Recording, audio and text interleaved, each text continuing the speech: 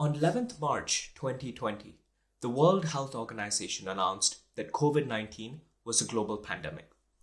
Instantly, the race for a COVID-19 vaccine began. And by the end of the year, patients started receiving their first dose of the vaccine. Today, if you live in North America or Europe, chances are that you've probably received at least one of your 2 doses of the vaccine. However, this is merely a dream for more than half of the world's population. Till date, all 54 countries in Africa collectively have received less than half of the doses that the US has, and less than 1/5 of the doses compared to Europe. But how did it get so bad? How did humanity fail so badly in this global crisis?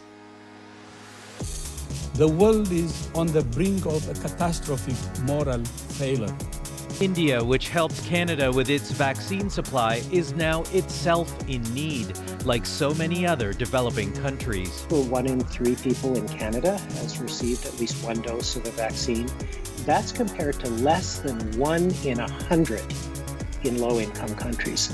That's vaccine inequity. Well, we haven't been hoarding them. 44 bilateral deals were signed last year, and at least 12 have already been signed this year. No single country is fully protected unless all are protected.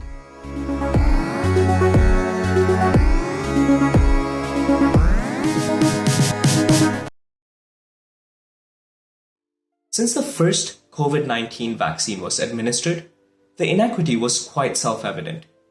On several instances, Dr. Tedros, the Director General of the World Health Organization, emphasized the importance of everyone around the world getting vaccinated in an equitable way. He described the issue as both a public health and a moral issue. However, his pleas, along with those of many public health experts and leaders around the world, fell on deaf ears. Now, there are 2 main reasons for this inequity. The first is the initial rush and the over-hoarding of vaccines by rich countries. By September of 2020, just 30 rich countries had placed advanced orders on almost all of the COVID-19 vaccines that were being manufactured. Some countries had even placed advanced orders on a year's worth of manufactured vaccines. This resulted in rich countries procuring an obscene amount of COVID-19 vaccines. For example, UK had purchased enough COVID-19 vaccines to vaccinate its population 4 times over.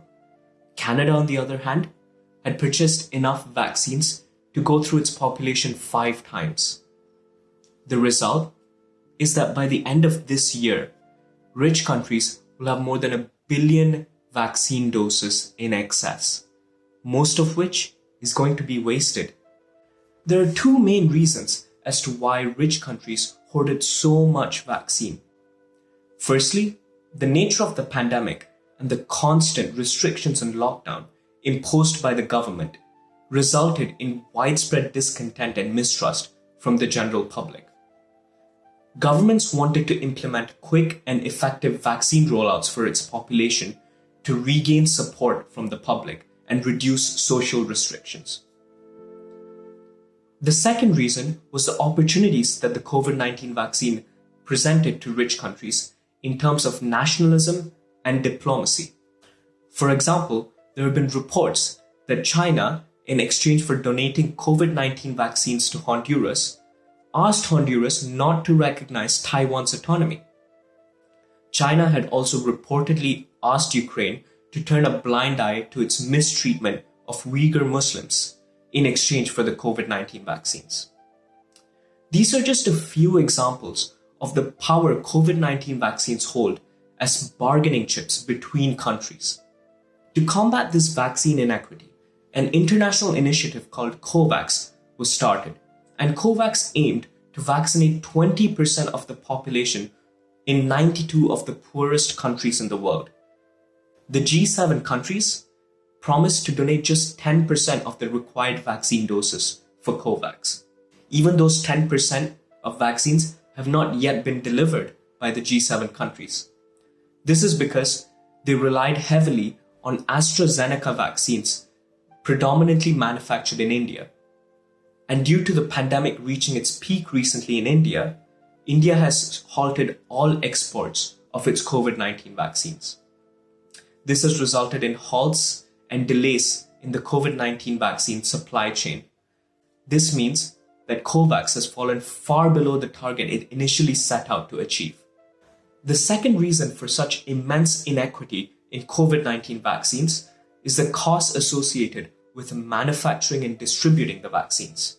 Data from UNICEF shows that each vaccine dose could cost as much as $37 to acquire, and then a further $4 to distribute it.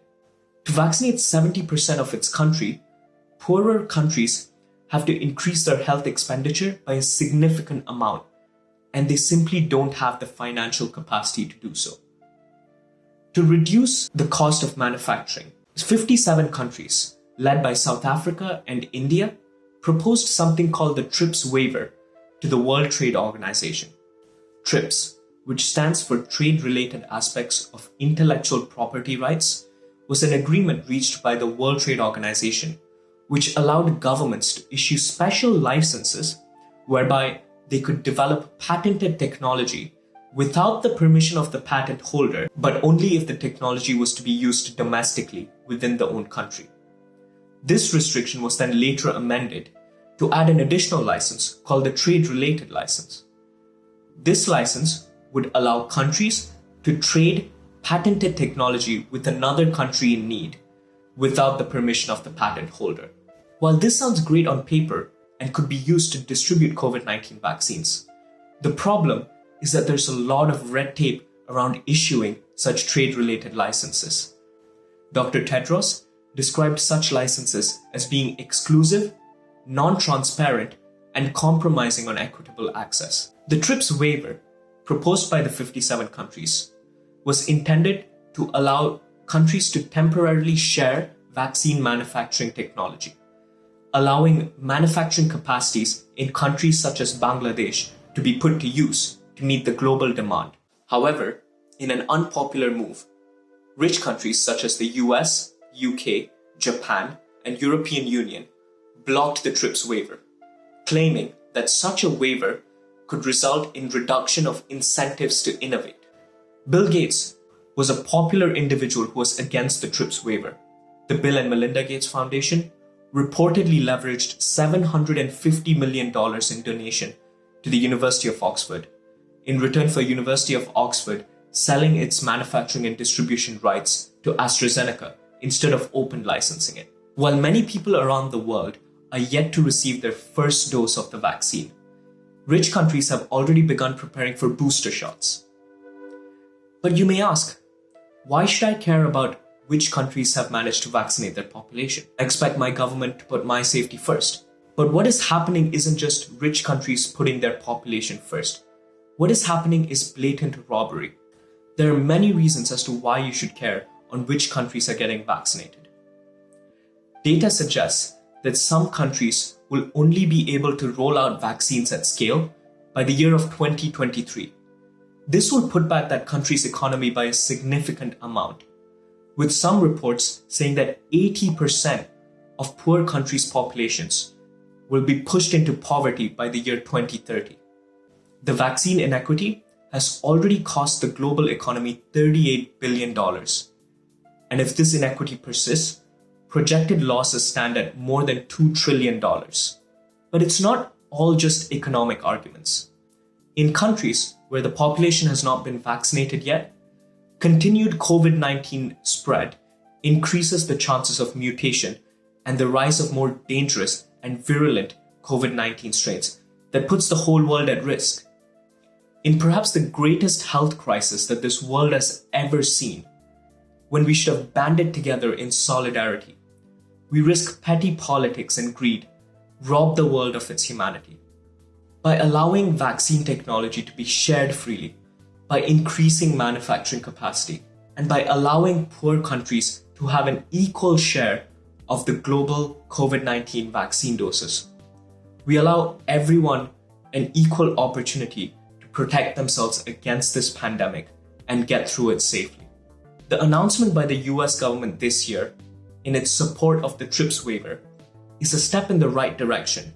We can only hope that more leaders around the world see the benefits of equitable vaccine distribution. Thank you.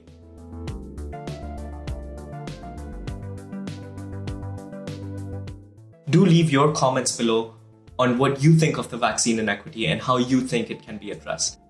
If you enjoyed this video and found it useful, please like and share the video and subscribe to my channel where I'll be releasing more videos like this.